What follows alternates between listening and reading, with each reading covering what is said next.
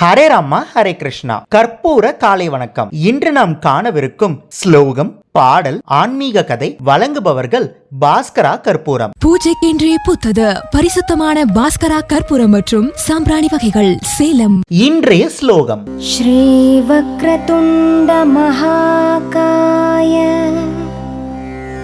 சூரியகோட்டி சமப்ரபா நிர்விக்னம் குரு மே தேவ சர்வகார்யேஷு சர்வதா. இன்றைய பாடல்: ஜகதோதாரிணி மாதா துர்கா ஜகதோதாரிணி மா, ஜகதோதாரிணி மாதா துர்கா ஜகதோதாரிணி மா.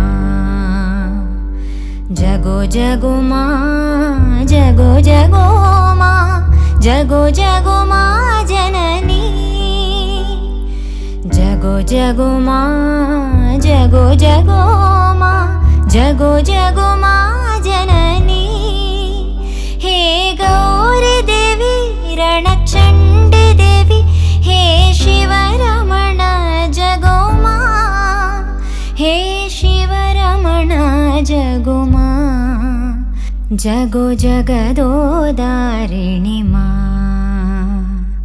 ஜகோ ஜகோ மா, ஜகோ ஜகோ மா, ஜகோ ஜகோ மா ஜனனி, ஜகோ ஜகோ மா ஜனனி, ஜகோ ஜகோ மா ஜனனி. இன்றைய ஆன்மீக கதை. ஹரே ராமா ஹரே கிருஷ்ணா. இன்று நாம் பார்க்கவிருக்கும் ஆன்மீக கதை ராமரை விட ராமநாமம் பெரியது என்பதற்கு உதாரண கதை. ராமாயணத்துல பட்டாபிஷேகம் முடிஞ்சு ராமர் ஆட்சி செஞ்சிட்டு இருக்கும் போது வசிஷ்டர் அவரை பார்க்க வந்திருந்தாரு. வசிஷ்டர் ராமரோட இருக்கும்போது ஹனுமனும் அந்த அரண்மனைக்கு வந்தாரு. ஹனுமன் எல்லாருக்கும் மரியாதை கொடுத்து நமஸ்காரமும் பண்ணாரு. உடனே வசிஷ்டர் ராமர் கிட்ட, ராமா, நான் உன்னுடைய குரு, என்னை யாராவது மதிக்கல, எனக்கு மரியாதை செய்யல அப்படின்னா அவங்களுக்கு என்ன தண்டனை அப்படின்னு கேட்கிறாரு. உடனே ராமர், நீங்க என்னோட குரு, உங்களை யாராவது மதிக்கல, மரியாதை செய்யலன்னா அவங்களுக்கு ஒரே தண்டனை தான், அது மரண தண்டனை, அதுவும் என் கையால நிகழும் அப்படின்னு சொல்றாரு. உடனே வசிஷ்டர் ராமர் கிட்ட, ஹனுமன் எல்லாருக்கும் மரியாதை செஞ்சாரு, ஆனா எனக்கு மரியாதை செய்யாம அவமரியாதை செஞ்சிட்டாரு, அதனால இப்போ உன் கையால ஹனுமனுக்கு மரண தண்டனை கொடு அப்படின்னு சொல்றாரு. உடனே ராமர் தன்னோட ஆயுதத்தை எடுத்து ஹனுமன் மேல செலுத்த தயாரானாரு. ஹனுமன் நடந்ததை புரிஞ்சுக்கிட்டு தியானத்துல உக்காந்துட்டாரு.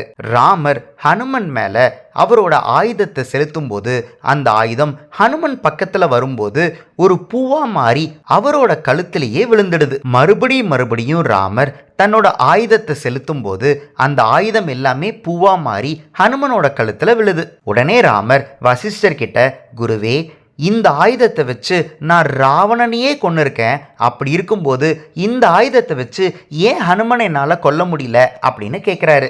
அதுக்கு வசிஷ்டர் என்ன சொல்கிறாருன்னா, ராமா, ஹனுமன் தியானத்தில் உட்காந்து என்ன சொல்கிறான்னு கூர்ந்து கவனி அப்படின்னு சொல்கிறாரு. ராமர் ஹனுமன் சொல்கிறத கவனிக்கும் போது ஹனுமன் தியானத்தில் உட்காந்து தன்னோட வாயால் ஸ்ரீராம ஜெயம் ஸ்ரீராம ஜெயம் ஸ்ரீராம ஜெயம் அப்படின்னு ராமரோட நாமத்தையே சொல்லிட்டு இருந்தாரு.